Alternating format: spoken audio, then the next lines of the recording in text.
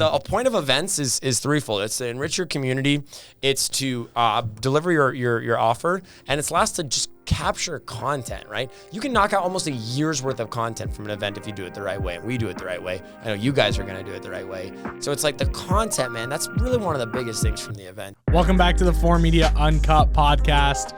Really cool guest today. One of the most interesting people in the world. No, he does not sell Dos Equis beer. It is a completely different, most interesting person in the world.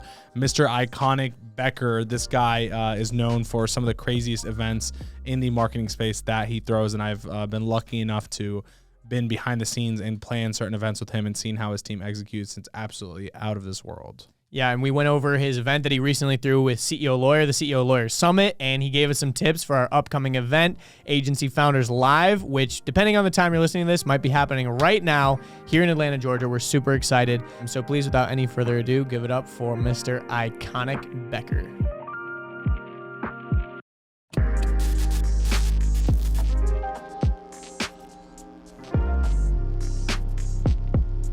We are here with Mr. Iconic Becker. Officially, is your name legally on your ID? Wait, tell his mom's the here. people. She can tell us the truth. No, I know your real first name because it was in the documentary. It's Brandon, right? Yeah, so I legally, exposed 2 name reveals on this podcast. we got really deep right into it. So, so dropping right off the back, this is Forbes 100 instant take. So Iconic Becker's name is actually not Icon Becker. So my full name is Brandon, and I had a middle name that I never really resonated with growing up, and so I really resonated with the name, and it really became a part of me, and so I actually submitted the application to legally change my middle name. And so pretty much I kind of feel like I live 2 lives in that when I'm out there in the business and putting on the show, that is Iconic, that is Icon. And then when I'm home, I'm with my girlfriend or my family or my cousins or something, like that's Brandon. And I used to think like I had to like never say that name because then it would ruin the act, the experience. Like if you ever saw Drake by his first name, you would just Aubrey. Yeah, if you were like, yo, Aubrey, people would be like, what? And now after so much time, it's kind of the name finally like hit the way I needed it to, so where people just feel wrong calling me by my first name. and so yeah, the name Icon after about 3 years of seeding that as finally grew a beautiful little tree. That's awesome, man. Well, I guess just tell people in a nutshell kind of what you do if they're not familiar with you, and then we can go down the rabbit hole. Yeah, so simply put, what you do. My name is Icon, and I make the greatest events in the entire world, and people pay us a ton of money to bring their communities together. When coaches, consultants, entrepreneurs, or Fortune 500 companies want to host a massively transformational and or profitable live event, they call in SEAL Team 6, aka us. We're everything from the content team, coordination, everything in one beautiful little area. And we've put on an incredible amount of events this year, some of which Eddie has been to. And we're quickly making a name for ourselves as the greatest events company in the world. So I'm going to keep that title. We are the greatest events. Claim that in the world. I love it. So Eddie, you just spoke at CEO Lawyer Summit, which was presented by Klevr, yeah. So that's the name of your company, Klevr? Klevr, yeah. Awesome. Klevr, Klevr. Very clever. Yeah, it's a millennial thing. You got to cut out some letters and switch. Put a K or a Z. I don't fuck with the letter C. I'm just going to be honest. Like, I feel like the letter C is just very ugly. So I really like K. So everything in our company as well, there's an SOP that like has been written by my coordinator. And it's like whenever you guys are writing SOP names, make sure it doesn't have the letter C in it because Icon hates the letter C. That's hilarious. It's like our concierge is spelled with a K, so it's K-concierge. And you can't use the name Iconic with 2 Ks because that's already been taken by that print company. Yeah, so funny story about that. I was telling Eddie earlier. I actually met that guy, and I got invited to like his billionaire private art gallery solely because of my name. People ask like, what does the name do for you? That's it right there. I'm at this party, go around, my joyful little self, and I extend a hand to this guy, and I'm like, hi, I'm Icon. He looks at me, smug in his eye, and he says, hi, I'm Iconic. And I was like, whoa, fuck, this has never happened before. First time. This has never happened before. And we really quickly hit it off. And because of that, I got invited to this like private art gallery on a mega yacht, and it was quite a cool time. So that's sick. The name has weight. So give us a little background before the event company, though. That's what you do now. Yeah, so... Speaking of being on yachts. Yeah, like I first met him, and he was, it seemed like freelancing video work. Yeah, right? I was at it wasn't an event. It was like come to our office for a day kind of thing with another company. Well, who was that again? Dash Clicks. Oh, you were at that was where we met? Yeah, yeah. Wow, that was a good time. Yeah, I personally was very disappointed by as a paid guest, but don't call me out. It's not an event that you threw, to be fair. You know what I mean? You were the content guy there. Yeah. But that's how we met. So I was like, okay, cool, content guy, whatever. He's doing this, he's doing that, and then like you transition to events after that, right? So yeah. Like a backstory. So what happened is when we started off, we had it where back in like 2017, I was on the whole Tai Lopez SMMA world. And I kept trying to get like a chiropractor client or a doctor client, and I just couldn't make it sing. Like nobody wanted to work with us. I couldn't sell. You're also like weird compared to normal people. Super not weird. Not in a bad way. No, you know? I'm fucking you're just psycho. weird. It's so just, like that's an old doctor is probably like the 180 degrees away from. Yeah, Icon. exactly. So we had it where I was really having a tough time closing anyone, and I had this idea where I was like, I was truly at the edge of my rope where no one was going to work with me, and I was watching Avatar, and Avatar has this moment where there's that big orange bird, and Jake Sully goes and attacks it. No one's ever attacked this bird before, and the reason that he's able to successfully attack this bird is because this bird was so massive that it never looked up. And I thought, wow, that was a really cool concept. And so I said, I'm going to go for a client who never looks up. And I live in Fort Lauderdale. Fort Lauderdale is the yachting capital of the world. And so I went ahead and I walk into this yachting industry, and I look at their page, I look at their socials, and surprisingly, like they have no pixels, no Facebook ads, nothing going on, very outdated marketing. And so I walk in, and I walk through the doors, and I'm like, hi, I'm looking for the CEO. And they say, who are you? And I'm like, hi, I'm Icon, and I'm here to talk to you about your marketing. And this old man stands up. Dennis, if you're watching this, I love you. And he stands up, he looks at me, and he says, we've been in business for 46 years now. Not a single person has ever walked through the doors and talk to us about marketing. What makes you think you can do that? And I was like, well, I figured someone's got to do it. And needless to say, we went on, we actually closed them. And what's cool is that we had this idea where, how do you sell a yacht? You can't sell it like a normal marketing service where no one looks at their yacht and is like, oh, 20% off this month, let me buy a boat. And so we had this idea. Imagine it's just on Shopify, just like selling yacht. $1.2 million fire sale. Enter your email Waiting for Black $1 million Friday off. to buy my yacht. Charles, put me on the email list.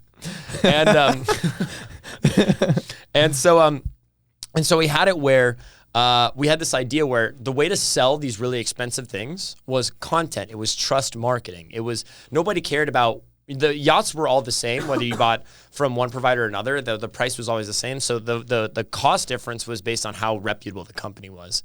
So what we did was we had this idea where we were like, well, let's build a TV show that we'll release every week. We called these tiny TV shows. And we would basically film every week what happened to these yachts and what was going on in the yard. And we called it Fridays at Foster's, and it became a massive hit. I had no idea if it was going to work, but it was a massive hit. We basically made this little TV show. We broadcast it to all the yacht owners in the area, and we started selling these multi-million-dollar yachts like that, man. It was never before seen. And so we really started becoming the super content agency. We quickly went from yachts to a lot of people who owned yachts owned other super things. So we started going into super homes, and then eventually we got to super islands. We actually have a $28 million island that we sold from one Facebook video, which is pretty wild. We did like a whole like National Geographic, like exploring the island kind of thing. And it started really taking off. So we had this video agency that was really taking off, man. And we were at the height of our game where we started flying out people to the Bahamas. We had people going all the way down to South America. And we had this really cool video agency that really thrived on storytelling and content. And because of how we did our shoots, every now and then we would have it where we had content guys that were on a salary and we weren't using them every day. So we said, well, let's have it where let's use these guys for something. And a lot of times my entrepreneurial friends would say, hey, I'm having an event. Can I borrow your team to shoot the event? We'd say, yeah. And what was cool and what I think really got all of this started was we filmed the testimonials in a very specific way where most people are like, how'd you feel about the event? What was good? What was great? Tell us about the owner. And we had this idea where we were like, let's really convert this into data. And so what we did was we would always shoot these testimonials as, what did you love about the event? What did you absolutely hate about the event? If this was your event, what would you have made different? What was it something that you admired that someone else did during the event? And And we kind of had these data questions that we'd put out, and we'd always give it back to the host as a gift at the end of our event. So instead of just being like videographers for your events, which is what most people hire, we were kind of like specifically trained event entrepreneur. We knew exactly like how to shoot these testimonials in a way that were perfect ad creative, perfect Facebook directorship. Like it just, they were always repurposable, and they were for so much more than testimonials. And when COVID hit, my beautiful video business died. 36 days. We had, most of our clients were older folk because that's who sells super things, and they couldn't leave their homes, and we couldn't send videographers out. So literally everything I built just was gone. Oof. And you had content teams like all around, right? It wasn't just like local. You were basically assembling like remote content teams too. Yeah, so we could deploy out of like 4 different parts of the country. That's and sick. multi-country. And I really work with all of these guys. We put them on salaries. We had retainers, and it grew so fast, and then it instantly just died. Mm-hmm. You know, that high of all this work and just gone. And it really got bad the next couple months because we had no work coming in. I took anything I could to kind of keep it alive. I just moved into my first house at that point. I really started feeling like I was actually doing that whole entrepreneur thing. I was winning. And this was like early 2020, and it was just so frustrating to watch that fail out of factors I couldn't even control. And so where the transition point came was, what's crazy is the videography teams that I had across the month, we couldn't afford to cover the overhead on salary for them. And so I kind of made promises, and I tried getting events, and I would get clients in, and the clients would go right to the content team, and I would make nothing on it. But it was just because I loved our community so much, and I wanted to keep them, with us. And so it was really tough for me. And so I was pretty much paying my rent on credit cards. I was government, don't watch this. so like Maybe like, beep that out, actually. I got really screwed. Yeah, beep that out. Put that one. No, you were using. Yeah, it was the other way around. So that's what happened, and Exactly. and so we had it where I was truly at the end of my rock, and we were about 1 month away from, I was pretty much going to abandon the project and just take like a media director position with a company, and I'm looking at my computer, and this was about December last year. And I'm looking at my computer, and I see this little folder called Event Testimonials. And we had this light bulb moment where it was like, we have 1,000 testimonials from over like 70 different events, right? And it's like, we've seen more events than anyone. Most people, they've seen only their own events or events they pay to go to, but we had events from all different sizes. We had retreats. We had women's empowerment events. We had entrepreneur events. We had $50,000 events. We had all kinds of events that we put together. And so I was like, holy crap, we've got the data. All these gifts that I gave to everyone, this is the data. This is the formula to a perfect event. And so what we did is we started charting. I called all the content teams. I was like, guys, I have this idea. For the next 4 days, we're gonna chart on Excel all of the lineage between the good events, the bad events, and the great events. And what happened is as we went through, we found that there was a very similar correlation between the great events and a very distinct correlation of the bad events. What was the largest correlation of the bad events? Like, what were the biggest things going on that made them bad? So the number one reason that we wrote out for why events sucked is because they focused only on the education. If you have it where people come to an event and all we do is teach them, that's a seminar. It's not an event. It's not a mastermind. It's nothing. It's basically a glorified lecture. And people don't come to events because they want to learn. It's part of the reason, but the majority of the reason is the community. And they want to feel like there was hand-holding. They want to feel like they were spoken to. They want to feel like they created a connection with the other attendees. And ultimately, all of those events, they would just give in education and they would give nothing else. And that's what consistently made bad events. So one of the best events we had, shining testimonials. The testimonial ratio was the highest. Was an event that actually had no education on it at all. The guy had it where he brought his entire community together, and he was like, hey guys, we're actually gonna do this like fun little like game in the park where we're gonna have like races and then we're gonna have like tag, we're gonna have like those giant balls that you run in. A Zorb. Yeah. Like the Zorbs, like we're gonna have all of that in our event. Is that what they're called? They're called Zorbs, Like yeah. the hamster balls that you Yeah. They're called Zorbs? That's a really good name for it. It's like the company name, but like everyone just calls them the giant hamster balls. Yeah, so like we got those. So that's what I would search. Right? When you Those like the company big ass fans. They used to be Those called guys are something the else. best. They used to be called something else, and then people every time they're like, That's "Wait, a what do you big do ass again?" fan. They're like, "We make the big ass fans," and they're like, "Why don't we just change our company name to Big Ass Fans?" It's like genius. I'm sure it helped them. Oh, it totally. Think Well, about it. You funny just story- type in big ass fans and you find them. Yeah, exactly. So that event, right? Everyone was like, I love the community, the experience, and just the little conversations I had at lunch was enough to make me convert on a $50,000 offer. Can you imagine that? Can you imagine being an entrepreneur that has like an 8-figure company and you bring everyone to come and play tag with you and then charge them $50,000 for it? Like, that's insanity. You gotta have balls. That doesn't for make sense sure. on any other side of the world. Probably And- an Android owner. Yeah, right. That guy's got chutzpah. So Jeez. But that's the first time someone said that on this podcast. That's yeah, for how sure. about that, Amir? Huh? No. Who's the real Jew now? So it was that was the correlation, and so like we went ahead. We were like, okay, so now we have this framework for live events. I think it should work. Let's test it out. So we call this guy up. We were like, hey, this was the worst event we had on all of our out of all the events we watched. This was the worst one. And so we called him up and we were like, hey, listen, we've got an offer for you. Your last event, you lost about $86,000 on the front end of the event. I believe truly in my heart that I can fix that and bring you back double what you lost and then some. And so he says, well, how are we going to do it? And I was like, well, I've got a plan for you. I do want to run another event. This is how it's going to look. I want all the costs. You need to cover these costs, et cetera. And I have 2 conditions. The first is that you need to pay for us up front. Usually we do like a split deposit. I was like, you need to pay for us up front because I didn't have another week to cover my bills and I was just bluffing. The second was that we needed to do everything by the book. Everything had to go by the book. And so he accepted. We tested it out, and about 3 months later, we ran the first event ever. And it was a smashing success. We did about $300,000. Of that, $200,000 was in the green, $200K cash collected as well. And that's when we knew we were onto something. And so from there, we had it where we had a formula, and we were decided that we were like, all right, now we're an events company during the greatest pandemic the world has ever seen. When did you make the video sales letter kind of thing to Joel? So that was immediately after that. Okay, nice. So basically, like after we had that formula set in place, I had it where I was like, okay, I'm going to fall back on that avatar lesson of I'm going to go for the clients that don't look up.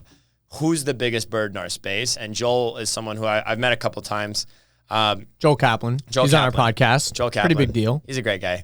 We're actually doing his next event in a couple months here. Shout out Rise. Where? In Costa Rica. No. Damn! Not even just Costa Rica, by the way. It is a palace on Costa Rica. We have an entire mountain that we have blocked off just for them. Joel, you can email me my check for my royalties on that. So I actually had it where I had this crazy idea where I was like, let's go for the birds who don't look up. And Joel Chaplin is one of the biggest guys in the online marketing space. So I was like, let's do it. And so I figured that if I shot him a DM, it wasn't going to work. So we recorded a video, which is this fun little letter where I was like calling him out. And I was like, Joel, I heard you're hosting an event. It's going to suck. Let me do it instead. And I heard it's going to suck. That's literally what it was. That's I watched amazing.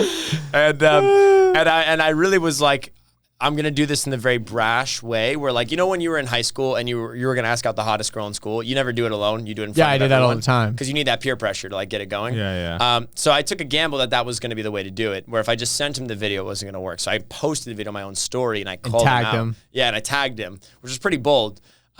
And I figured that was going to go one of either 2 ways. Either one, like he was going to love it and everything was going to go great, or 2, he's going to be like, dude, like we're not doing your event. Don't ever talk to me again. We're enemies. Delete this video right now.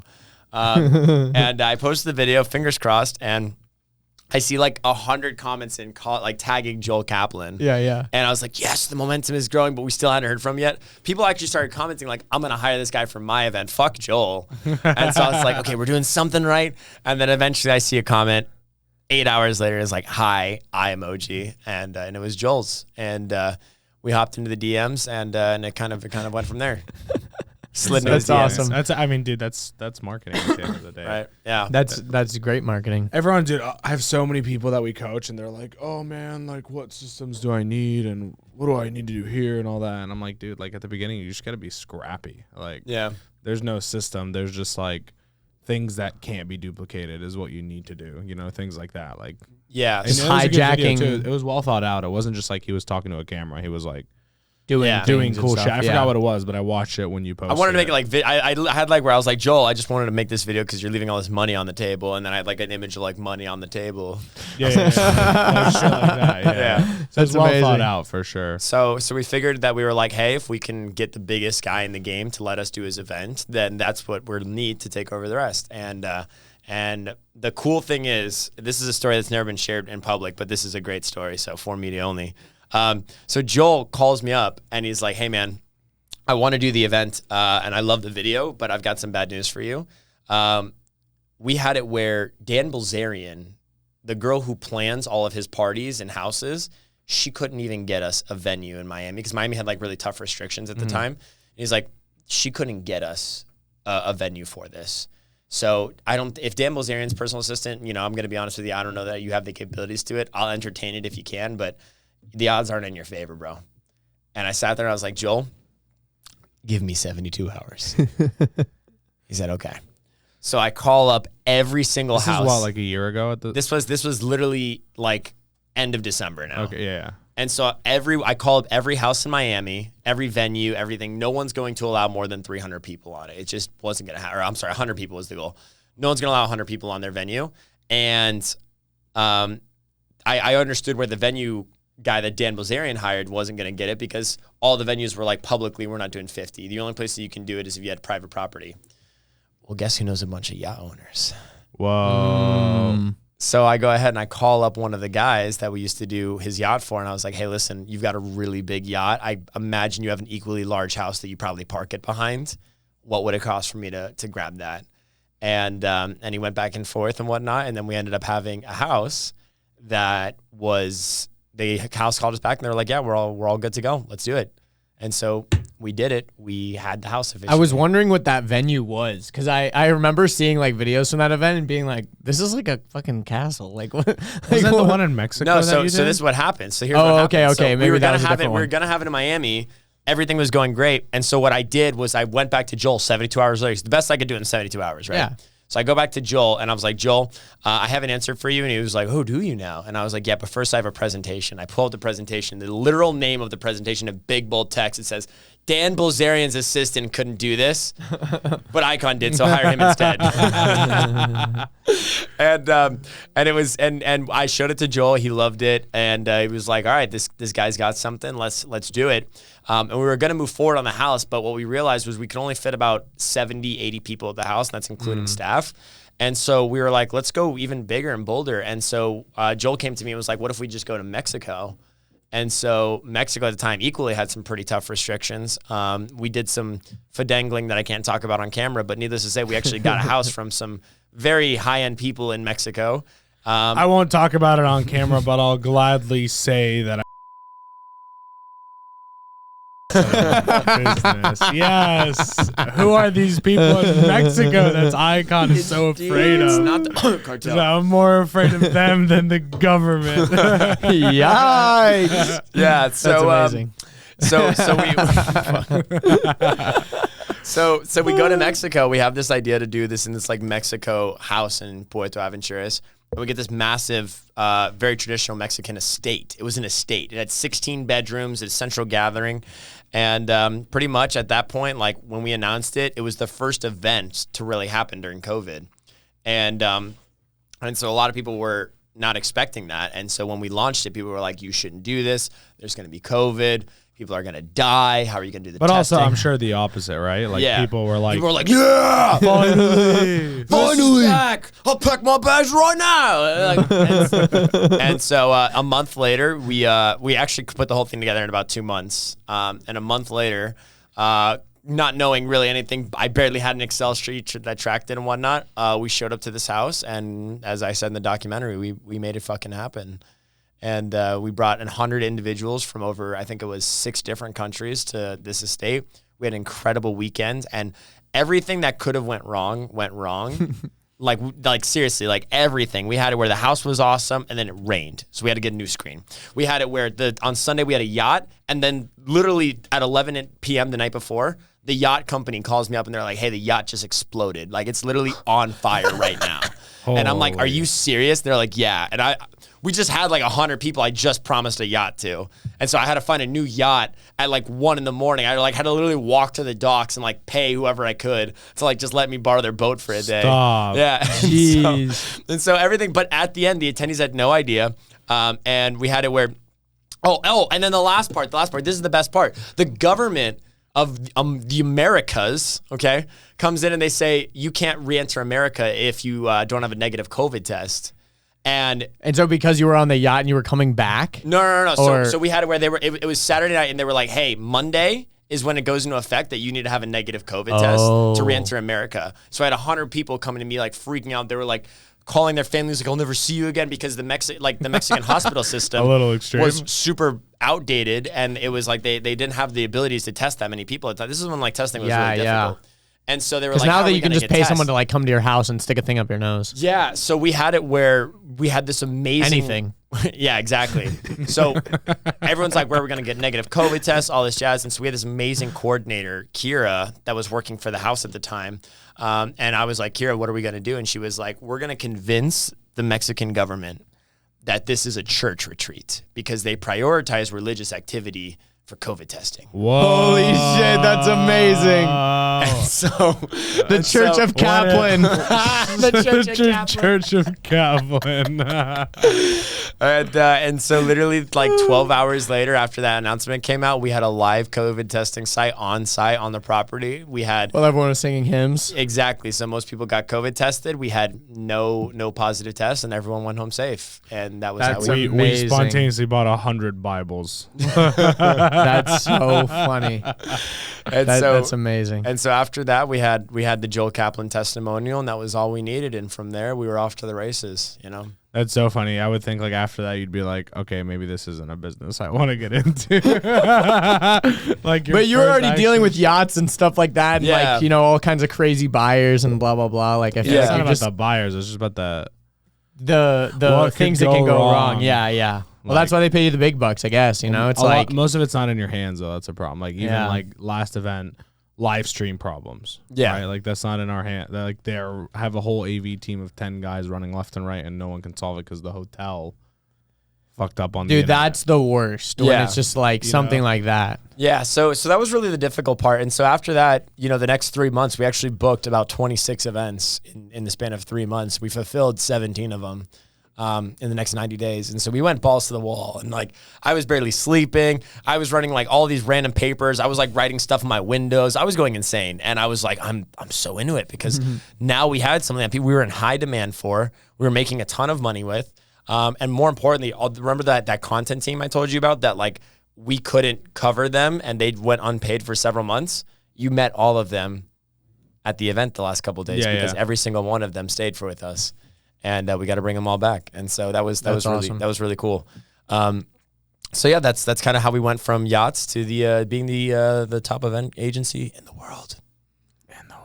That's sick, dude. I feel like I wanted to touch on something. So like I've watched your documentary. I listened to some podcasts you were in. You bring up Avatar a lot. Yeah.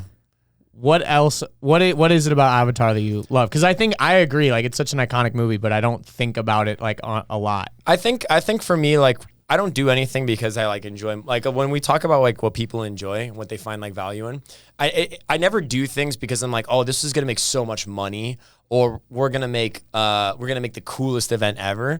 I think of things as stories, and I'm like, what is the best story? I live my life in stories, and so.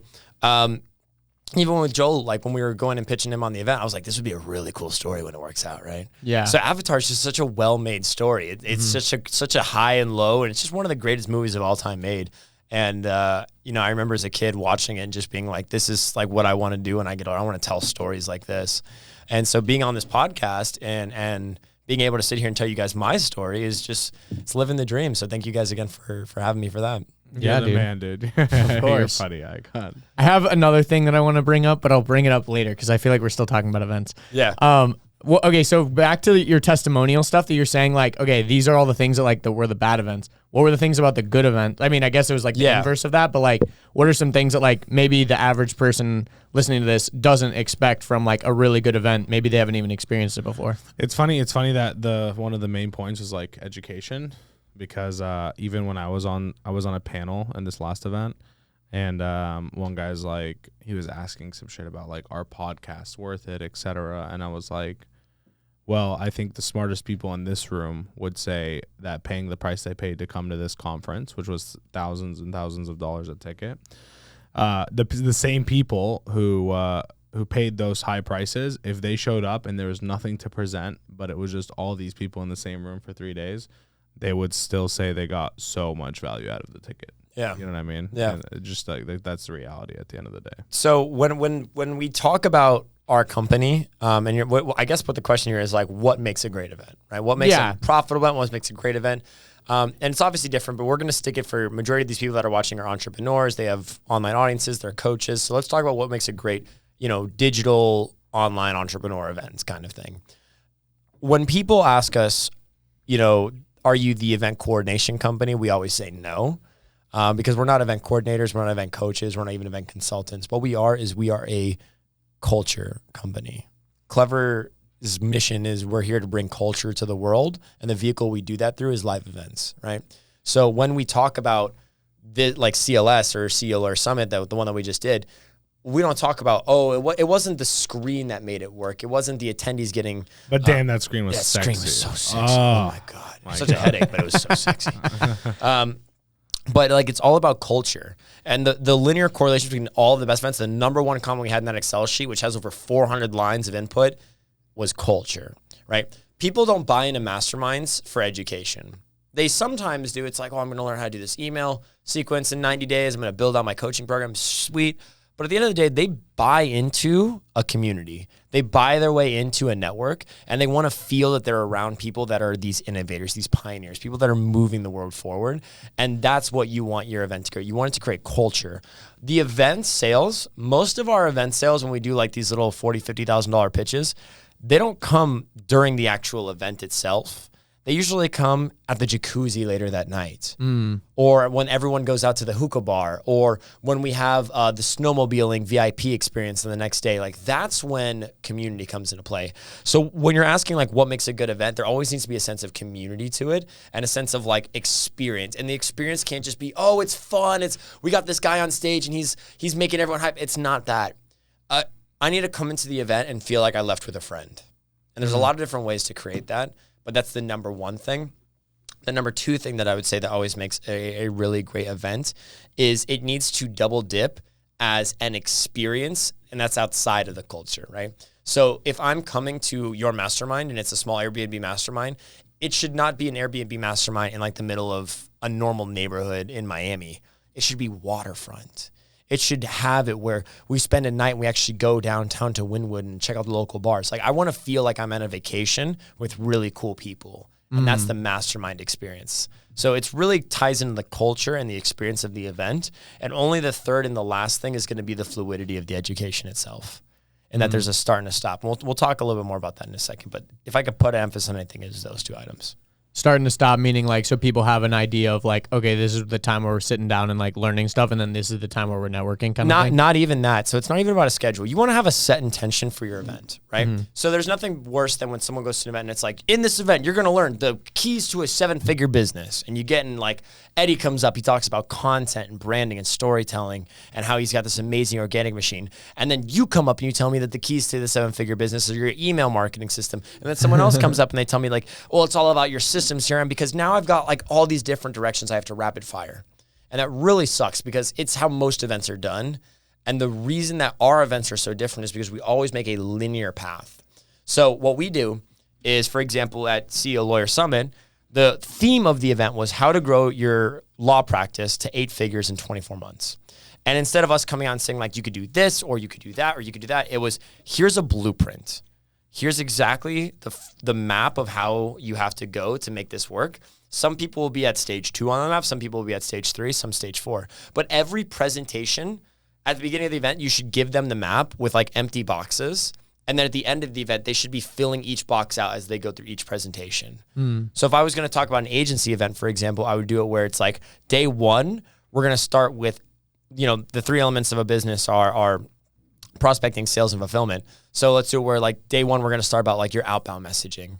Then we're going to move it into intake. And then we're going to move into the systems and CRMs for intake. Then day 2, we're going to talk a little bit about, tightening up your sales side and like making that a linear start and stop instead of, all right, day 1, we're going email marketing. Next stage, we're going to talk about sales. Next stage, we're going to talk about fulfillment. Then we're going to go back to email marketing day 2.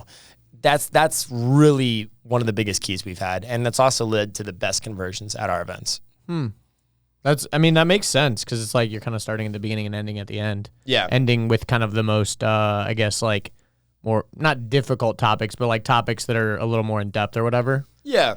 That makes sense. And so we always try to, every time we partner with an event, we always have like a linear process. Like Ravi's really great because he has, the roadmap to $1 million. And when you come to the event, you could say like, okay, well, I've already got this part of the map. I can start here. And this is the presentation I'm really going to want to hone into. And that's the key to a really great event. I definitely do that. Because if not, then you have conflicting speakers and conflicting content. Yeah, you're not Ravi wrong. like, how many speakers did Ravi have? Ravi had actually only 3 speakers, and they were all from Ravi's team. Yeah, that's what I'm saying. So it's a lot easier to do it when that's the case too, right? I agree, but that's why like starting off, if you were to start, like if we were going to talk about agency founders, like you'd start off with the theme of the event saying like, I get what you're saying. It was great feedback. I'm not saying no.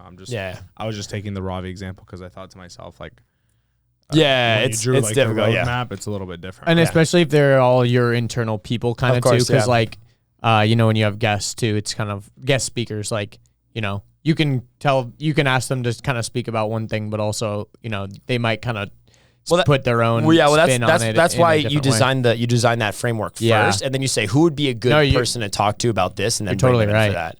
Instead of saying like, oh, let's bring in Pat because Pat does $1 million a year, and maybe that might connect to our event. Yeah. No, that's great. It's also both, right? You want speakers that have influence too. So of course, they can have their own pull. Even at this last event, not saying that, I mean, it was that big of a pull, but like, I probably had like 10 people off the top of my head that came out to me and were like, hey, I saw you on the lineup and that's why I bought a ticket. Yeah. You know what I mean? Like before. Well, because you're Big Daddy Eddie. Big E.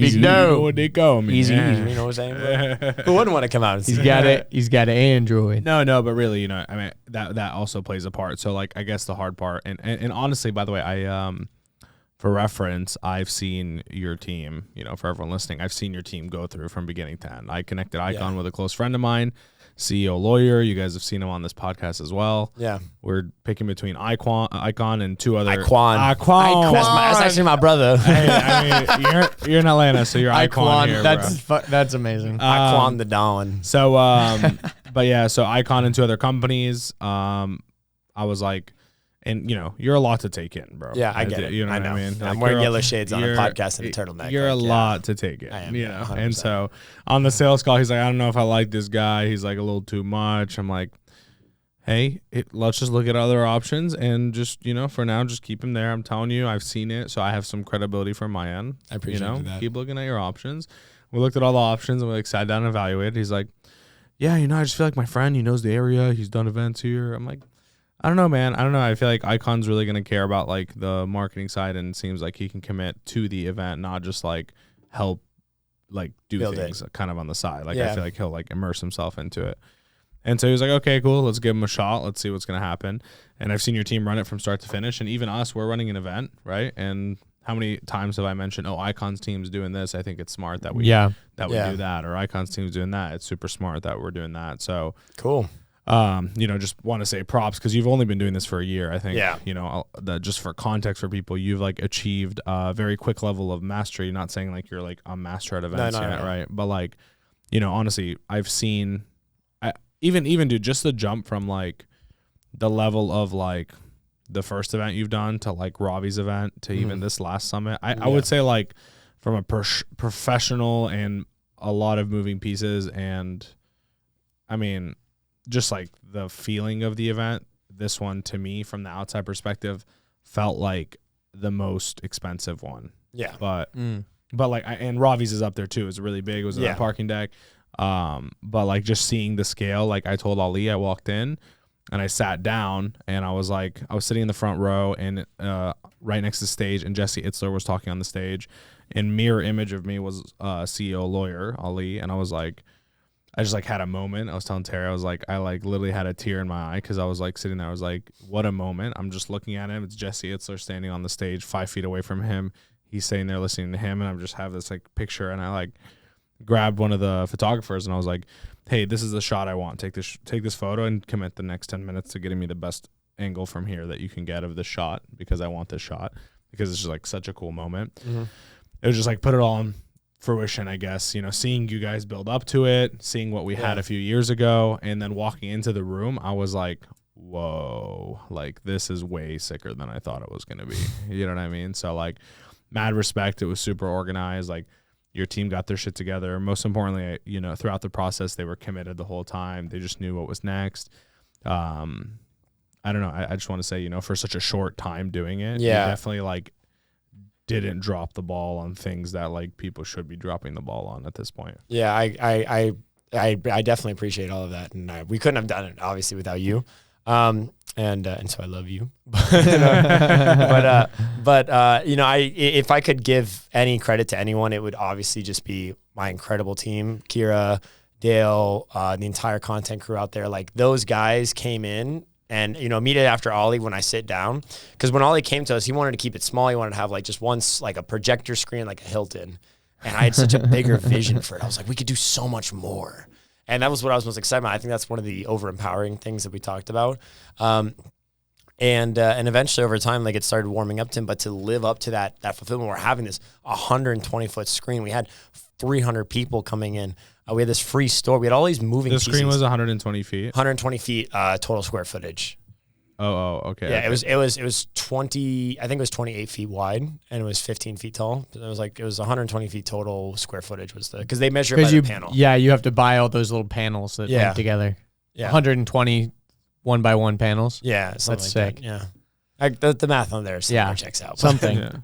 But still huge. Big screen. It was huge. Yeah, it was Me big and Terry screen. were estimating yesterday. We're like, he's like 120, you say? Not according to my estimations. I was guessing about 14. I was just like, he's probably calling up his guys. Whoa, like, we were really off. You know what I mean? I was like, damn, we missed by like 4x. He's calling the AV guys that are working for Agency Foundry. He's just like, yo, triple the screen. Yeah, so we need more screen. I can't let Ollie have it. We need 150 yards. So, you know, it's really all thanks to them. We took on this project, and it got way bigger than I thought it would be. And that's because of the vision that came to it. And Ollie and his team were incredible because they let us bring that vision to life. But ultimately, it was a combination of their team, my incredible team who just consistently like stayed up and put their heart and souls into it. My own mother, who's actually in the room with us, actually giving up her time to help out with it too. So, and it gave us so many lessons. I feel like we cut 2 years of event learning into 5 months, because we actually did this entire thing in 5 months and pulled this thing off. And so, you know, the fact that we had it where every testimonial we shot had only good things to say, it's a really good sign. It's something to be very proud of. That's amazing. I think another thing that's interesting about the event space, especially in like these type of like entrepreneur mastermind type events, it's funny because like I think also when you're planning it, like the like ticket price also kind of plays into like how much you like care about like making the event sick and stuff too, because it's like, okay, these people are throwing down like a decent amount of cash. Like we need to make sure that this event like not only lives up to the hype as far as like what the experience is, but like it should feel expensive. You know what I mean? Yeah, so that's something that I was talking about, and I talk about to everyone. So when a lot of people come to us and they're like, I want to host a mastermind, they usually think of it, it's like, okay, I get an Airbnb and then that's it. If you get, the number one thing people remember at events is always food. It's always food. So if the food sucks, the whole event's ruined. It doesn't matter what happened. If the food sucks, it's game over. The food slapped at this last event. It did. It looked good too. That was the main thing I wanted. I'm hungry just thinking about it. That lobster macaroni, bro. It's just I forgot about the dinner. Was dude. So me and Icon were sitting next to each other at dinner, and it was like we added like 20 pounds to like just me. Dude, it was like all the best food ever, and like no one was eating it. Yeah. Like, and we just had like an empty like two chairs around us. Yeah. So like there was like more space where no one was close enough to reach for our stuff. Yes, we were like, we were pretty patient. We're like, let's just see if anyone else is gonna eat it, and like no one was, so we just like kept eating and kept. We probably had like 5 people should have had. Yeah, so that's amazing. So that's really the thing is that like you always want to make an event feel like it's so much more of an experience. So we have it where we don't just get like a typical Airbnb house or a hotel. We always get like something that looks great on camera, something that has it where it's nearby a park so people can walk to when they want to decompress. Things that have really great living rooms so that like we even have it like we have SOPs for how the couches should be lined up at our masterminds. So like the couches need to create like feng shui and they need to center the energy around like one single person. So we have to make sure the houses have the right amount of couches and like that they can fit that. And if they don't, we actually import couches to the house. That's a big deal. Having it where it's like you're creating experiences that aren't just let's go to dinner. Not everyone likes going to dinner. I personally hate going to dinner. Food is a giant waste of time in my opinion. So it's like having it where you do something that really brings people together, like take them whitewater rafting or take them to like something that isn't just another tourist interaction, but like an experience that they're going to remember.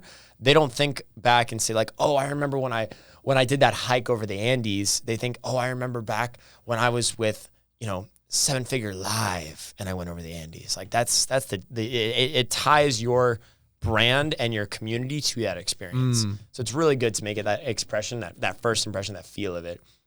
And that's why name tags are also such a big deal. You got to make sure you get quality name tags.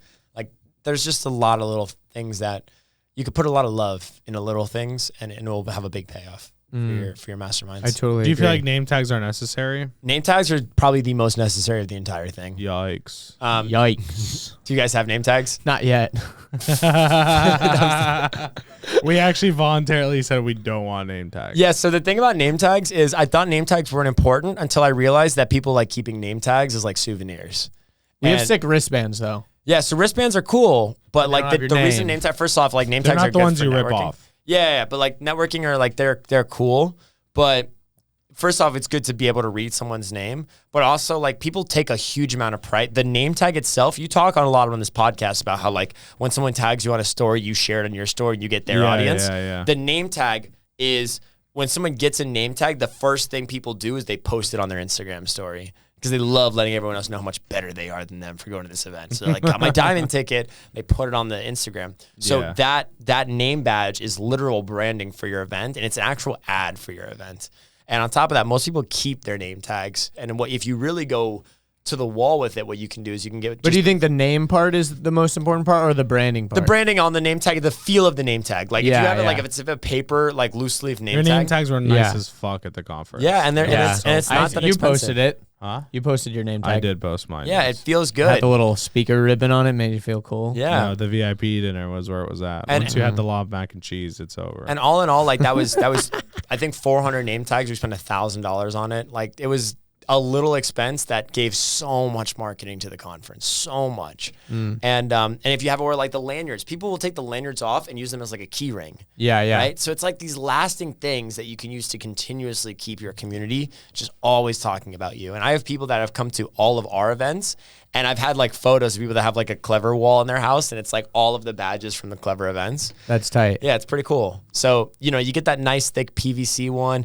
It's always a headache. Like the name badges are always the biggest pain in the ass at any event because we have to like pre-make all of them, and then you'll have people show up and they want to have a name tag. But it's worth it. It's so worth it. I don't want to spoil it. Don't say what it is. Yeah. But I showed him what we did for the speakers. Oh, yeah. Yeah, it's so cool. He's like, So cool. fuck, why are we working together? I'm so mad we're not working together. Terry, what the hell? So that's another thing too. People don't ever really take care of their speakers because people like as you grow up, or I go up the wealth chain, people will say like, oh, well, I have this 7-figure speaker. I have this hotel in Cabo. They'll want to take time out of their day to fly out, stay in Cabo and speak at my event because I'm giving them this experience for free. But you also remember, like, these are like 8-figure business owners. Like, they don't have the luxury of just taking vacations or them for free. Like, there's a certain like level to it where like you have to be okay with paying your speakers. And I don't think most people are going to go like a belligerent At amount. least taking care of them. Like, Yeah. we covered our speakers' flights. We told them fly first class. We got them the nicest hotel. Like, Yeah. at least that if you're not going to. It should really feel like a deluxe experience for them. So, and when they have that, they'll over deliver it for you, for their audience. Another thing you could do for your speakers and as it's well. all about the details. I feel like Yeah. just like the little things are like, oh, they thought of that. That's really nice of them. And one thing that's also a great thing to add to that you can tell your speakers is tell each speaker that at the end of the event they're going to get a media kit. So a lot of speakers, when they come to events, they never see the actual raw content. They only see the photos, and that's it. And they'll be like, well, I wanted my recording. I wanted this clip from this speak on stage. So if you tell speakers like, hey, we're going to give you a media kit as well, that's something that they're going to be able to say like, wow, okay, this is super cool. We do that. Yeah. So you know, it irks me when other people don't. Yeah. Because I'm still hunting down my own presentations. Yeah, I remember. like, I was bro. hunting for your presentation. I was hunting for your presentation for 2 months. Bro, and quite frankly, like, not to be rude or anything, but like that was by far the best presentation of that event. Yeah. And like, how do you not have that right? And the annoying thing for us is like we got the raws, but we didn't get like all of the raws. So like we made our own like video of one of your speeches. I don't know if we're talking about the same one. We are. We are exactly. 100% because we got those same raws and we had to got wait them from him and put we them had to we had to wait. We waited 2 months for those raws, and then we had to do it where they were like 180 gigabyte Black Magic files, which are the worst files to work with. And so, yeah, our editor is like, yeah, fuck Black Magic. So that was a huge pain in my ass. Dude, for real. And then we didn't even get the audio because that came as separately as a file. So it's that was ironically an event that you weren't running. Yeah, I know. It's always and I would expect for this last event that like within the next the recording, couple weeks, the recordings are done. That's like what they're I'm saying. already they're on a hard drive in my hotel. Like as soon as I get home, I'll upload them. They're done. Like and that's actually like one of our biggest priorities for our event is like we're gonna have one hotel room that's gonna be like our editor room where we're gonna bring like have like a freaking ESPN like editor suite almost. Yeah. Where like basically like when this is our goal is when a speaker's done, we would literally be able to like take the footage, switch out SD cards, and like run those SD cards up to the editors. There would be someone who is like taking notes the whole time and be like, make a clip of this. So by the end of the day, they should literally have the clips. highlight reel. Yeah, exactly. That's so key. If my editors were physically with me, I would make that happen. Exactly. And I can't. So that's so cool. You guys. Luckily, it's here. You know yeah, what I mean? we're gonna like do as much planning on the front end as possible to make that happen because I think it's super valuable. Like, if it's like 2 weeks after the event, like the speaker's like not as like pumped to like post stuff from it because like.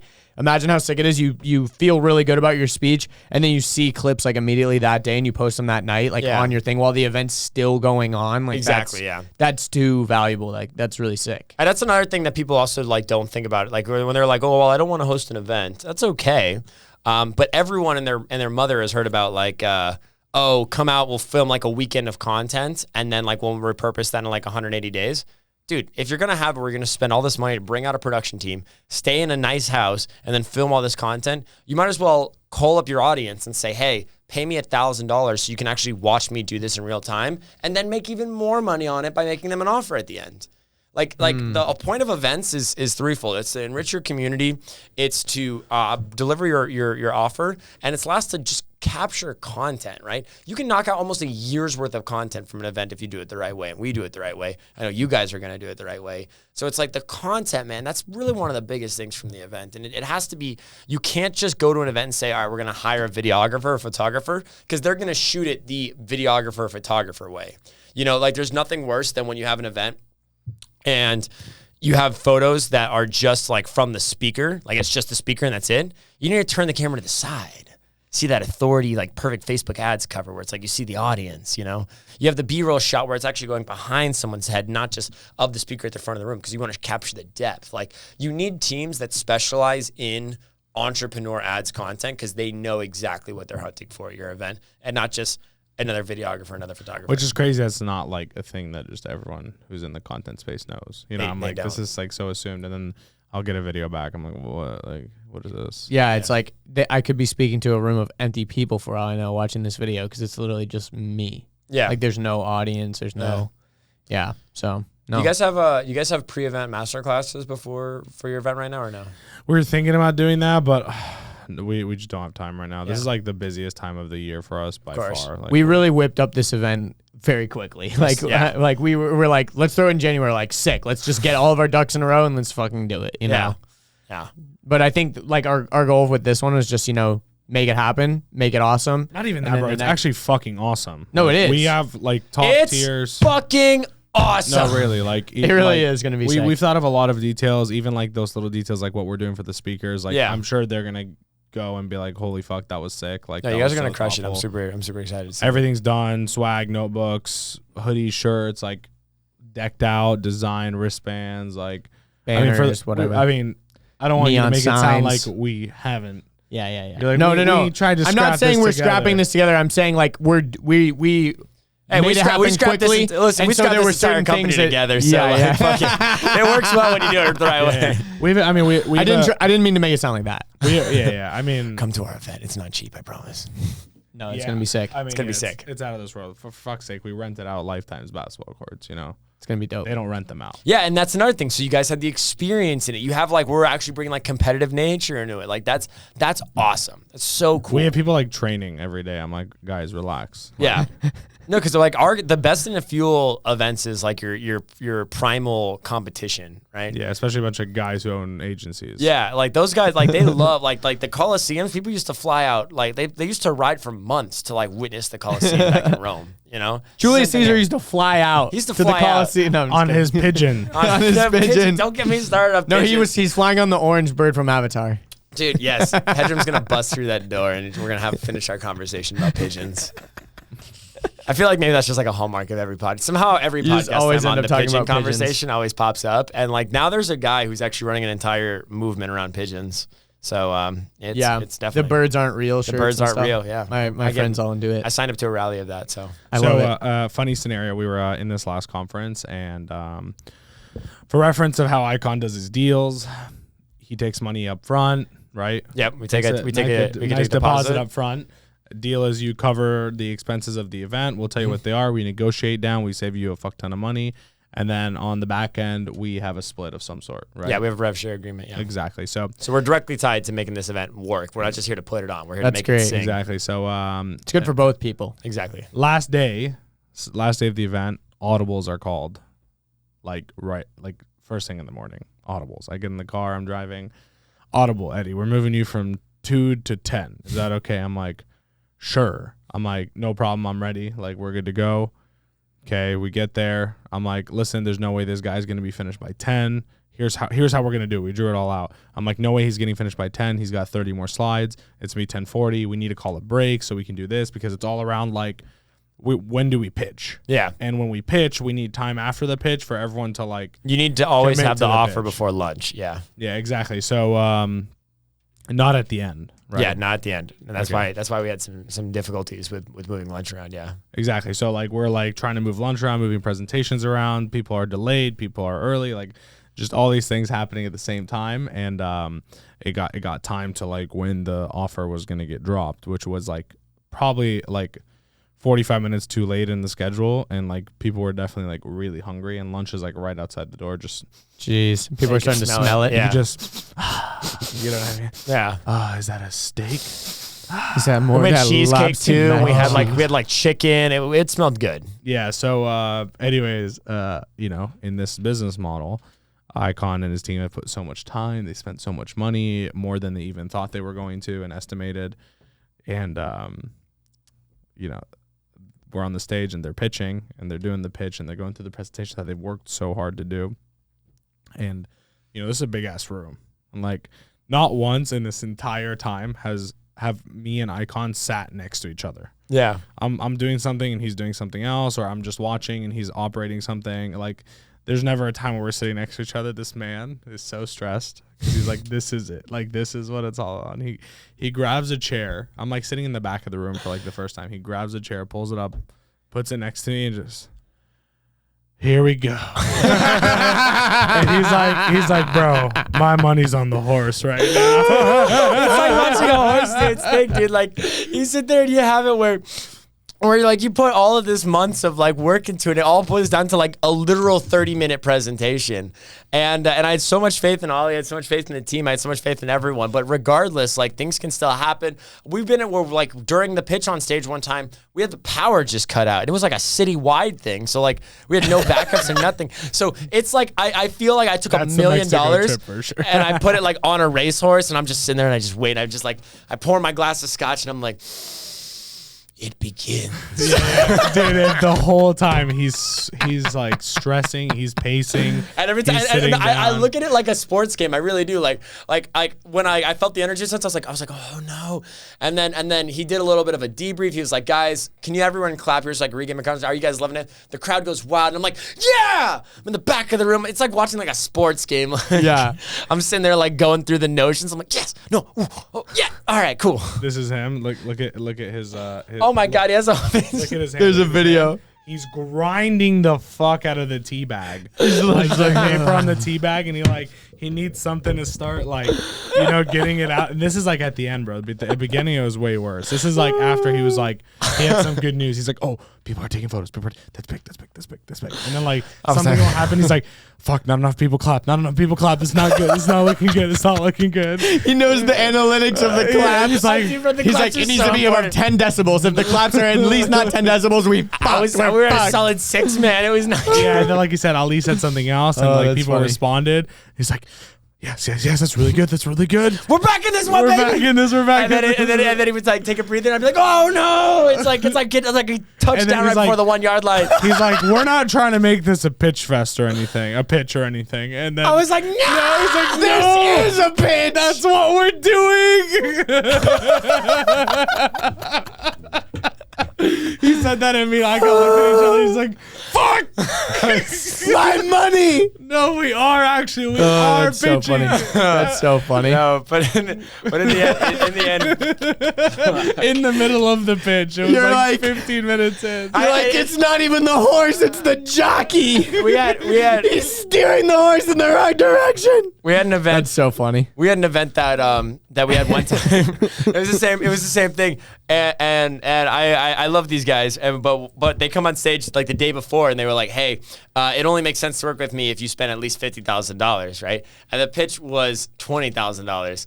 And so it was like a difference in the pricing. And so like I sat there and like when he said that, I like threw a chair in the back of the room. Like I was sitting there and I was like, no! And I like threw this chair and everyone just was like, where did that chair come from? And I was like, and I like sit there, I'm so stunned. And then literally like my guy walks out and he's like, yeah, you guys see that chair that just fell off the stage? Like, where did that come from? And I like had to play it off all cool. Cause like I get so like I live for that 30 minutes presentation. Like it's like my Super Bowl. I've never watched sports or anything, but this is it. Like I get so into it.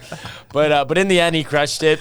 It was a great delivery, and everything went pretty swimmingly. But it was a solid show for Eddie. I'll tell you that. That's hilarious. I was just so entertained, bro. I was like, this has no effect on me.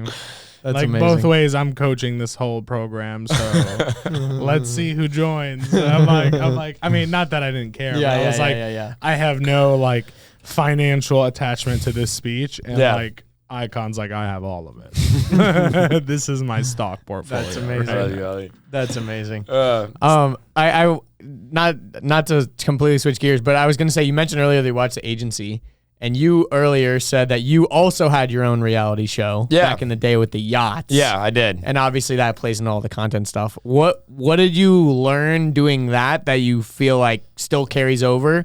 And like, what do you feel like, because I'm looking for advice on our end too. I'm like, you did a reality show. It seemed pretty successful. What can we be doing? I learned like one is like, there's always a structure to reality shows. Like for you guys, like I'm assuming you don't film The Agency over every day of the week, right? No. It's like a manufactured reality where it's like, there's definitely some realism to it, but there's like, you have to stage and set it up. Otherwise you have cameras rolling 24 hours a day, capturing useless footage. And you usually get maybe 5 to 6 minutes of good clips a day, and that would be it.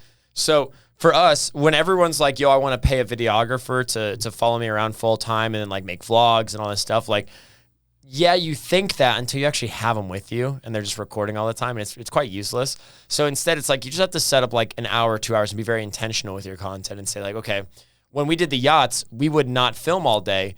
we would sit there and say, all right, we have 1 hour every day that we would film, and we'd bring this guy to the yard who's actually shooting this event, Ari, and we'd shoot the yachts, and then we'd be like, okay, whatever happens in this hour, that's really what we're looking for. And if something was going to go wrong or there's something we did have to address, we would hold off on it until the videographer arrived. It saved us a ton of money on the videography, but it also made it a lot easier to produce the content. Yeah, and if there's like something super important, like save it for that time or whatever. Yeah. Just like you guys do at the agency, which is, I'm assuming, like you sit down and you actually have where it's like, you don't derail everyone every hour of the day and have like a videographer walking up and be like, you got anything going on? Nope. You? Nope. Like, you're more intentional with it.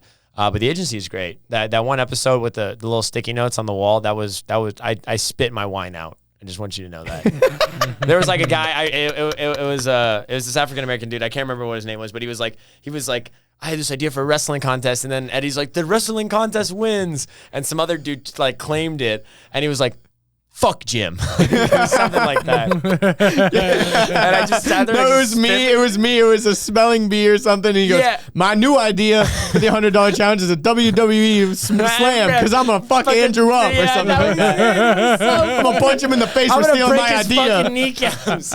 Yeah. No, that was Roland. Roland was the guy that said the funny line, and he's also the guy that edits and like produces like most of the he edits all the agency. Yeah, and also like you have awesome. to have people when it comes to like those little reality shows. You have to have people that like genuinely want to be a part of it. Like if you drag people into it, it doesn't sing at all. No, we definitely have like characters that we like all know are like people in the office that are just very down to be in the agency, and some people that we kind of know like. If someone needs to volunteer, it's like, don't ask them. Like, they're kind of just doing their thing. Yeah, you can't, like, force people into it. It really has to be, like, something that people want to be a part of, and they want to have their character. They want to be an actor in it. You have to have actors. And you'd be surprised, though, a lot of the people that didn't think they'd want to, like, do an interview one time, and they're like, yo, I'm really funny on camera. Like, I like that a lot. And then they would, like, slowly become characters, too, without even realizing. We actually sold that show to HGTV, the yacht show. That's sick. Yeah, they sold it. They bought up, and I didn't know because I didn't, like, structure this right. I just thought, oh, it's so cool, like, HGTV, like, coming to buy our show.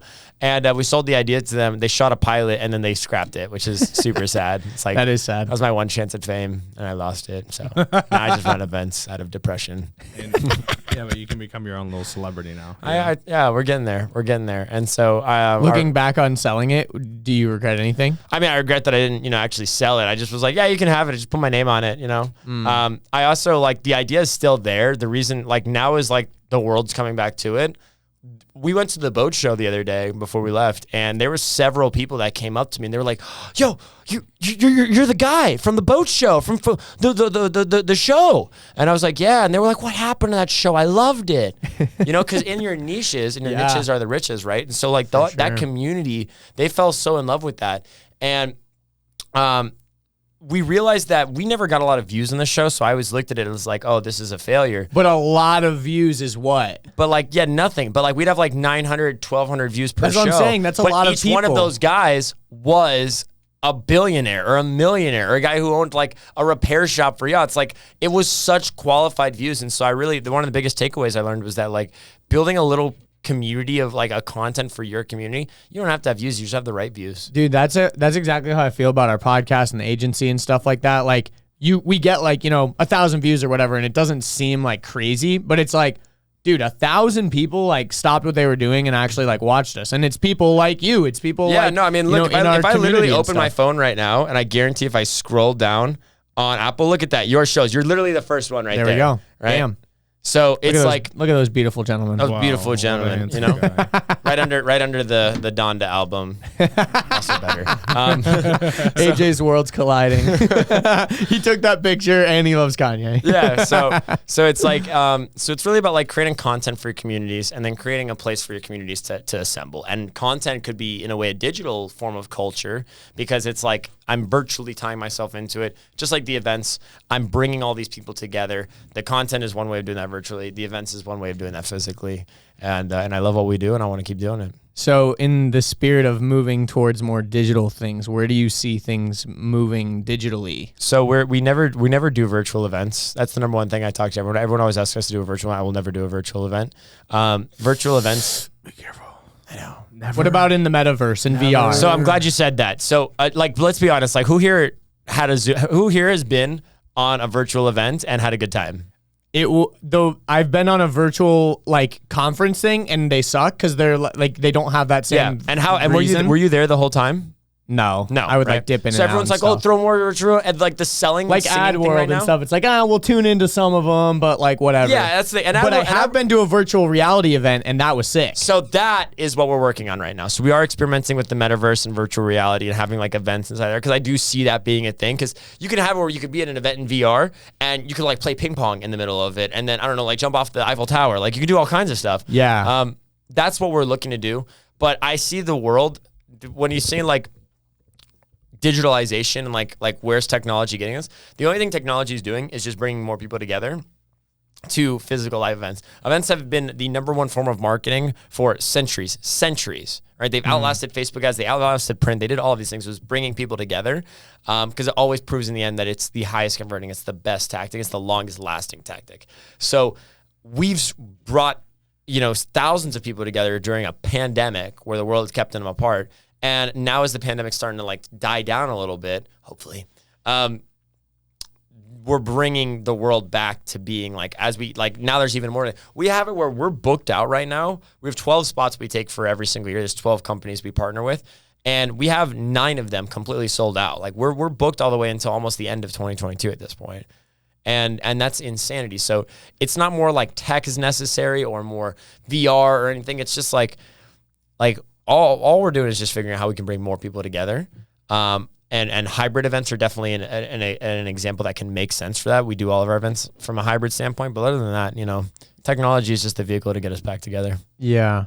I was even thinking from a standpoint of like how it can, maybe not the event is digital, but maybe there's like some aspect of it that's like even like the lead up and the post event, like, even just having like a Facebook group of like people that are all in the event, like that's, kind of bringing that physical event to like a digital space. I'm just like thinking about where the evolution of all that will go. Well, I think every event that we do, we always have a Facebook group for it. And we do that before the event so people can start networking and building their experience. Because what you want is when someone comes to the event to be like, you don't want them walking in the door being like, oh, who's here? Like, who should I sit next to? What's going on? And praying they find a connection. You should be like, oh, damn, look at Steve. Steve from the Facebook group with the cats. Yeah, what's up, Steve? You're so right. Like, that's what they want. And even as we just end the event, I got a text this morning that we had 27 people from the event that didn't join the Facebook group. I've sent out 19 text blasts to these people to invite them to the Facebook group. I've tried throwing master classes at them. I've tried throwing little offers, little like freebies. Nothing got them into this Facebook group. But after the event, 27 people asked this morning to join, right? And it's because people are like, now in the Facebook group, it's like, hey, who here's in this area would love to link up and go through our notes about the event? Like now we've created a community that's longer than the event. It's not just an event. We actually created another community and everyone's going to look at each other and be like, we're the CEO lawyer community. So I think that's super. Have you experimented outside of Facebook?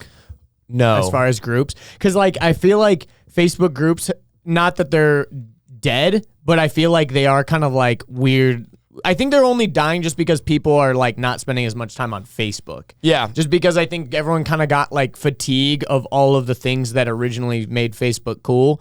And now even like groups, I feel like people kind of get group fatigue. We're started experimenting with like having our own app for the event.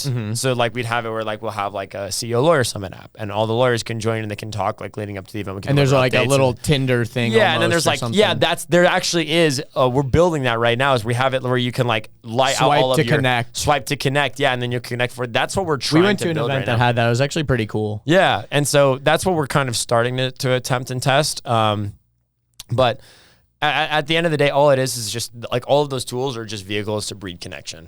They're just vehicles to breed connection. Yeah, makes sense. So if you can focus on creating real, true connection at the event, that's what matters. Yeah, that makes sense. One other thing that I wanted to talk about that's not really related to events, but it's something that you brought up on PD's podcast that I thought was super, super fascinating, and I actually wrote it down on my phone because I thought it was so interesting. I wanted to think about it more.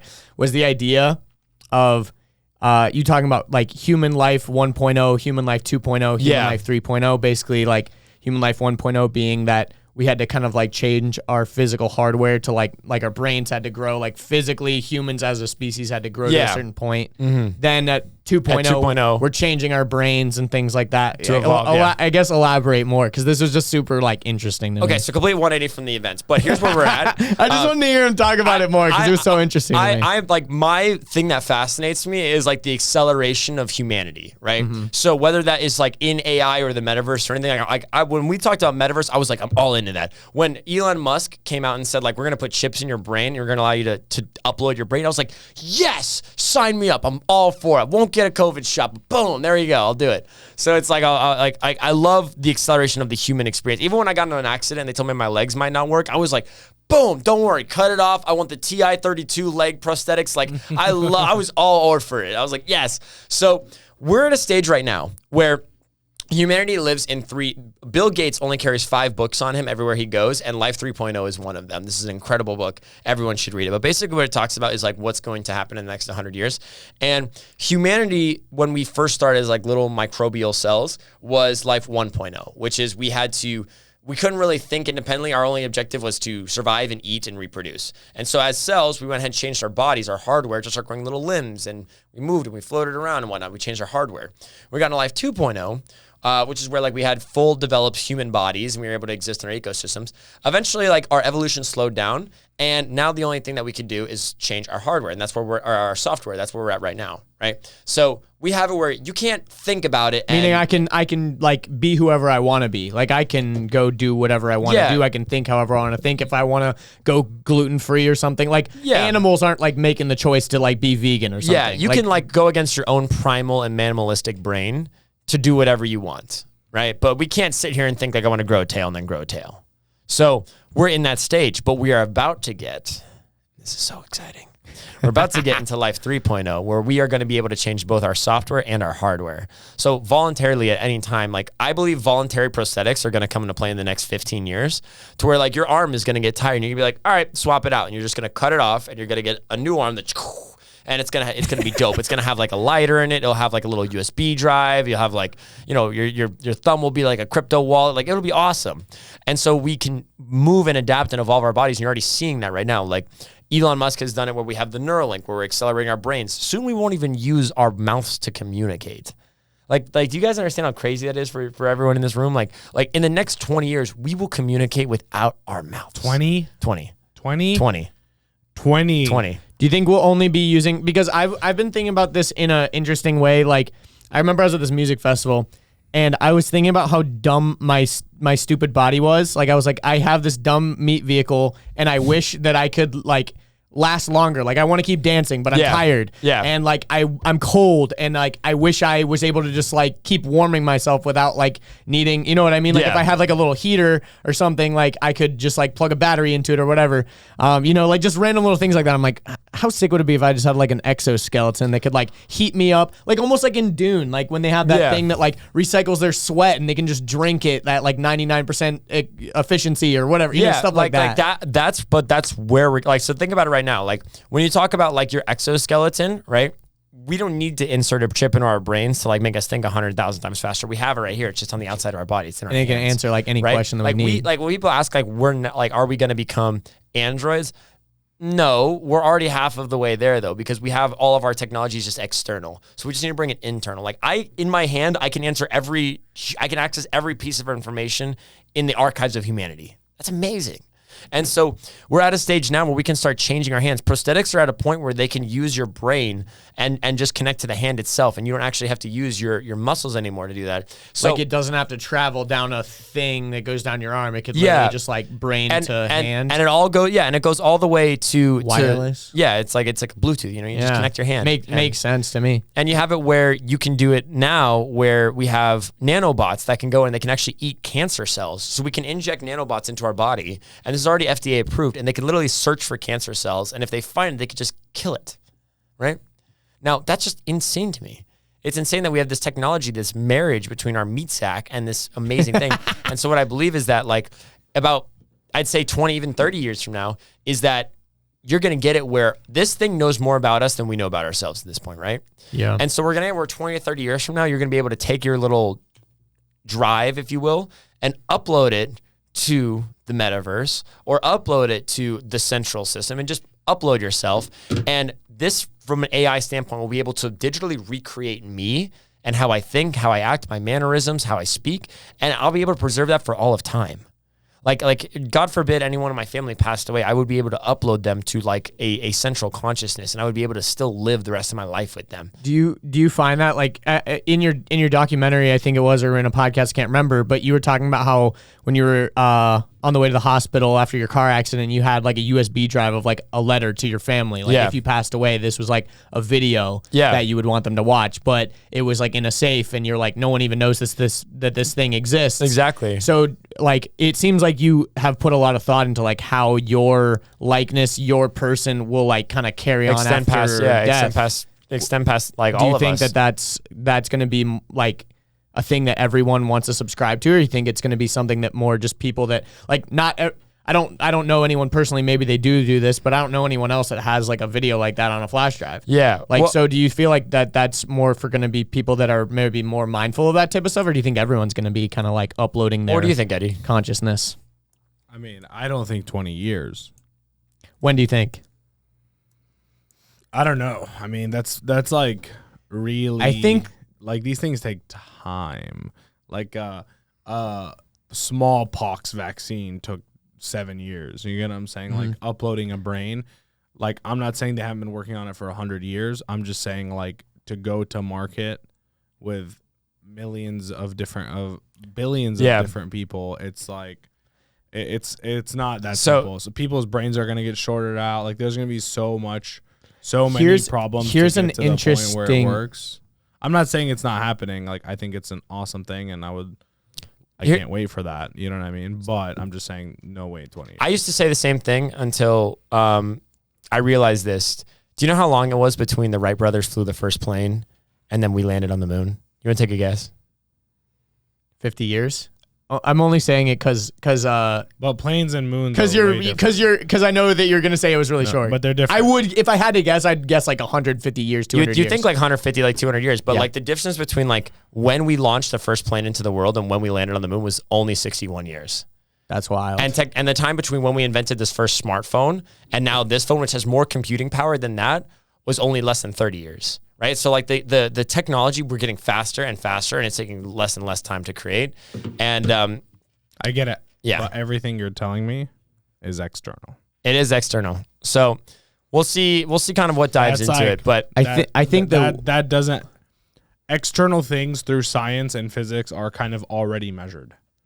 So like we know how many newtons of gravity there are. We know the formula to the speed of sound and the speed of all these metrics that are here that are science, that are not variable based. They're fixed numbers, and this is the formula for them, and here's how they work. And so you can be congruent. Our bodies don't operate in the same way. You know that's why agree. A heart surgeon who's a god can take the same surgery 100 times and fail 5, because the person that he was working on is the X factor here. Well, regardless, to tie this up and to talk about what you just mentioned there in like documentation. So I document everything, right? And every day that I exist, I film a little diary at the end of the day. It's about 1 minute long, and it talks about my day, and it says like everything that happened. And then I link all the footage that was shot that day with it. And what's the ultimate goal of that? Well, the goal of that is that when I achieve the world dominating fame, or when I achieve a really exciting life, and they all come to me and Time Magazine's asking me, and they're like, hey, how'd you do it? I'm just going to hand them this jump drive.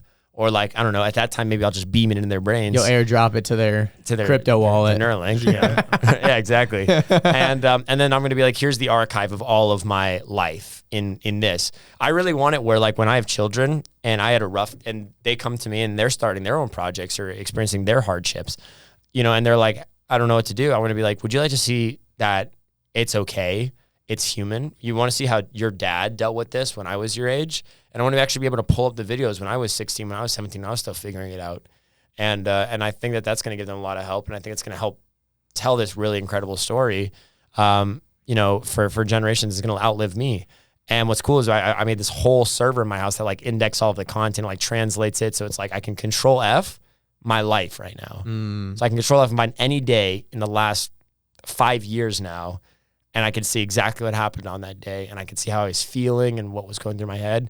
And that even went through when I got hit with that car and I was unconscious. Like there was still a recording from me in that hospital bed and what was going down through it. So, That's powerful. I think there's power in knowing that. I think everyone should be documenting, whether it's for public use or not. Like I think that it's important to document your story and your gift to the world and what you bring to it. And, if I'm ever going to have a kid, I want to be able to bring that back to him.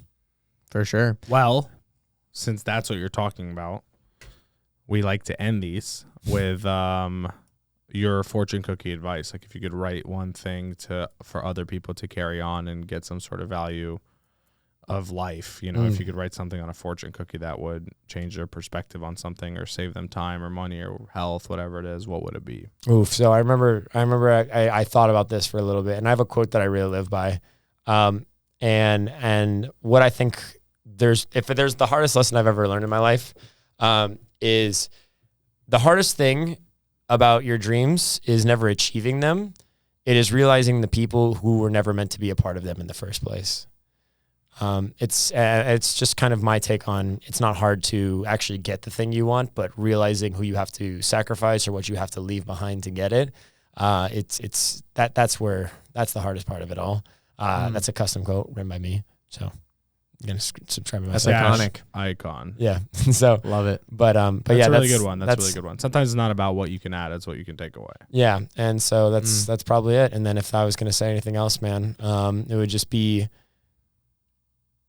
one other thing that I live by a lot is that you will always have 100 views before you have 100 likes, because not everyone who's watching is there to watch you win. So, damn. Now, well, you got 2 fortune cookies. We have a problem here. Sorry about that. Our restaurant only provides 1 per customer. We're going out of business at this rate now. Where our costs are rising. The entire economy is just destroyed. Than we anticipated. We're just going to have to make sure the next person doesn't get one, Yeah. Whoever's next, I'm sorry. Just take it away. We'll just take it away from Amir. For Media Express is going out of Amir's business. podcast short. Go back on it. Just cut him short. Yeah, edit the end of it. Yeah. But Give it a PD. Just delete the whole episode. No, I'm just kidding. If people want to connect with you further, if they want to learn more about you, work with your business, where's the best place to get all that? Yeah, so the best place to find us is actually I've taken a lot of inspiration from you, so we're building out the engine, but the best place to find us right now is just look me up on any of my socials, Iconic Becker, ICONIC, BECKER. That's the easiest way to find us. I'm on Instagram, Facebook. Those are our 2 primary hotspots. And if you actually go to our Facebook, you can see all of the amazing lists of clients we've worked with, like the FBI, worked with Chase Hughes, Tony Robbins, all of these amazing people. We'll build out a pretty cool website soon, but. And most importantly, he hates K's. He hates C's, but he has 3 in his name. And I know. I really don't know how to explain that one. I know, but I know. We're working on it. Iconic was already taken with a K, all right? We're working on it. He said, just change your name to Icon with a K. It was already taken. That Icon was the issue. with a K? I know. It was already took it. All the branding's done. I can't do anything about that now. Just change it to Nikon and now you're a camera. Or just start liking C's, dude. Sometimes you just gotta, what is the word? Eat the frog? Is that eat the frog? Yeah, I know, but just and this like is the frog, my guy. You ever seen that It's a Drake meme letter. where he's like looking at something and he's like, ugh, and then he's like, That's me. So like, there's like a meme in my company where it's like content team and it's like, ugh, with the C, and I'm like, Ken, it's like, Yeah. It's like the Drake meme. Yeah. He's like, yeah. Great. Well, So, thanks for so having much, me, guys. Dude. Thanks This for has been coming into town. I know you got to catch a flight too, but thanks for making it out here, dude. Loved having you on the show, and hopefully future times as well. Yeah, this has been an incredible experience to you both. Seriously, thanks for building an amazing agency, an amazing leader in the space, and it's just so fucking cool to see how far you've grown, and Icon, and yeah, I can't wait to see what we're both going to do together, and I look forward to your event next month. Let's go, baby. Take care. Thank you everyone for tuning in, and we'll catch you on the next episode. Peace. Thanks for tuning in to another episode of the 4Media Uncut podcast. If you want to work with us, learn with us, or even join the team and be a part of what we're doing at 4Media Marketing, just go to our website. It's 4media.marketing. No .com, no .net, .marketing, because that's all we do around here. And most importantly, share this with a friend wherever you're listening to or watching this on. Please hit that share button, send it over to a friend, someone else that you think will get value out of this. It would mean the world to us. And if you're watching on YouTube, make sure you like this video and comment down below any suggestions for future guests. And if you're on Apple Podcasts, please rate this 5 stars and leave us a review there. That helps us tremendously in the algorithm world. Thanks again for watching, and we'll see you on the next episode of 4Media Uncut Podcast.